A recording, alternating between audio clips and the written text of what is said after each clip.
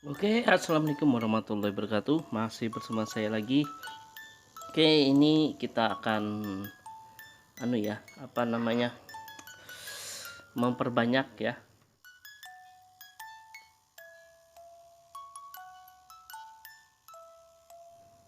memperbanyak ini bahan eh,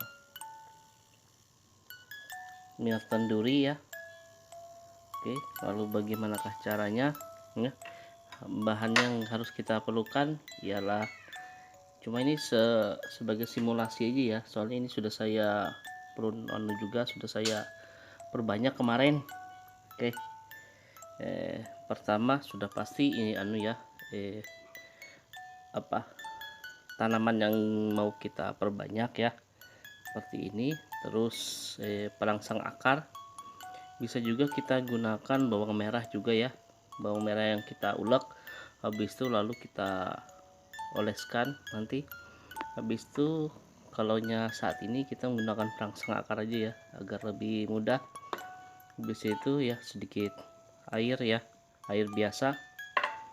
Juga kalau untuk bahan tanamnya ya, pakai tanah biasa aja ya, tidak usah pakai tanah dicampur pakai pupuk atau kotoran hewan ya, tidak usah seperti itu, malah nanti menyebabkan malah gagal nanti. Soalnya kan pupuk itu mungkin nanti ada cacingnya, ada ulatnya atau apa. Kita gunakan tanah biasa aja ya. Oke, pertama kita potong dulu ya. Oke, misalnya seperti ini ya, kita ambil entah itu dahan yang besar, entah itu kita yang kecil, itu terserah aja ya. Soalnya melon ini lumayan lah, pertumbuhannya juga tidak terlalu cerewet ya. Misalnya seperti kita ambil dahan yang besar aja ya. Soalnya juga nanti kalau pohon ini nanti juga saya bentuk ya, saya pruning juga nanti, jadi tidak apa-apa.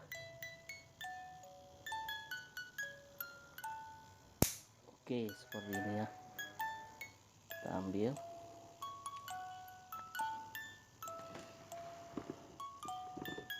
Iya, jadi seperti ini.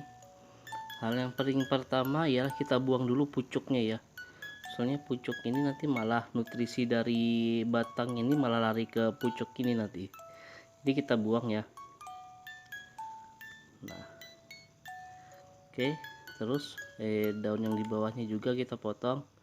Tidak usah kita kita oncek ya, tapi itu namanya. Jangan ditarik, tapi kita potong ya. Jadi lebih dia apa namanya? Supaya tidak terlalu banyak luka ya. Oke, habis itu anggap sekalian juga kita perkirakan akan tumbuhnya itu di mana ya. Misalnya ini sudah kita ambil di sini ya, kita ambil di sini saja. Soalnya kalau terlalu panjang juga dia akan susah ya. Kita buang sini, kita buang pucuk, yang ini kita buang ya, yang di bawah ketiaknya. Aduh,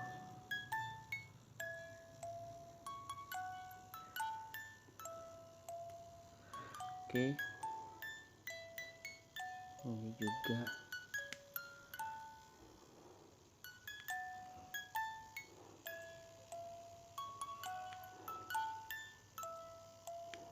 Nah, sudah seperti ini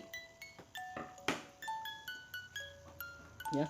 Yang bekas kita gunting tadi ya, kita rapikan. Masalahnya habis kita gunting, pokoknya kita kalau habis menggunting kita rapikan lagi dengan cutter ya, kita potong seperti ini ya. Jadi yang bekas guntingan biasanya pecah ya, jadi kita buat supaya antara kulitnya sama kambiumnya itu tidak pecah. Nah, seperti ini. Nah, kalau sudah seperti ini ya, ini berapa ruas? 1 2 3 ruas ya, 1 2 3. Ini kemungkinan berhasilnya banyak ya.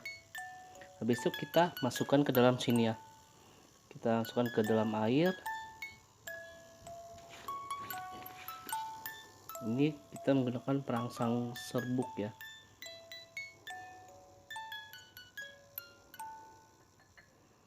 Nah, habis itu kita beri perangsang akar.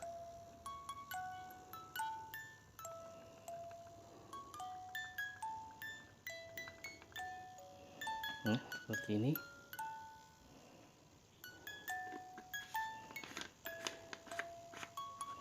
Oke. Setelah itu kita biarkan dulu ya sampai kering. Nah, sampai kering dia, sampai ya, putih ya, biasanya ya kurang lebih 15 menit ya. Kita biarkan dulu kering biar dia resap dulu ya.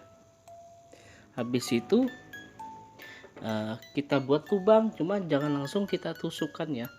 Kalau kita tusukkan dia malah nanti di sininya, entah itu serbuk yang perangsang akarnya nanti malah terbuang sia-sia, atau mungkin nanti batangnya ini kulitnya nanti ada yang luka, ada yang apa. Jadi kita buatkan lubang ya. Ini sekedar simulasi, soalnya ini kan ini adalah salah satu contoh ya, saya menggunakan batang besar dan alhamdulillah berhasil ya. Nah, baru kita buat lubang, misalnya seperti inilah simulasinya saja. Nah, kita buat lubang, baru kita masukkan. Nah, baru kita tutup. Nah, seperti itu. Habis itu penempatannya ini di mana? Kalau paling bagus saat mau perbanyak itu pastikan itu di musim penghujan ya, bukan di musim kemarau. Habis itu taruhnya lah di tempat yang teduh tapi sejuk ya. Entah itu sebenarnya paling bagus itu di bawah pohon ya, di bawah pohon besar itu. Jadi kita taruh situ. Nah, soalnya di bawah pohon itu tidak panas tapi teduh gitu, nah tidak panas dan juga cahayanya juga masuk ya.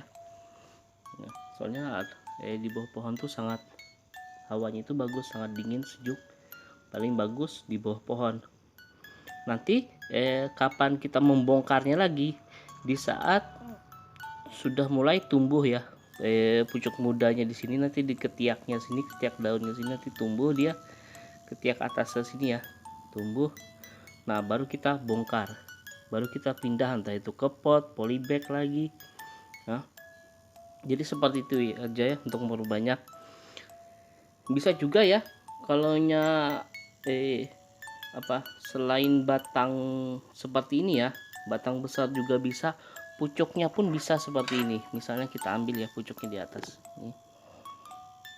Oke, misalnya pucuknya ini kita ambil ya, kita ambil berapa ruas, segini saja ya cukup. Yang penting harus lebih dari 2 ruas ya.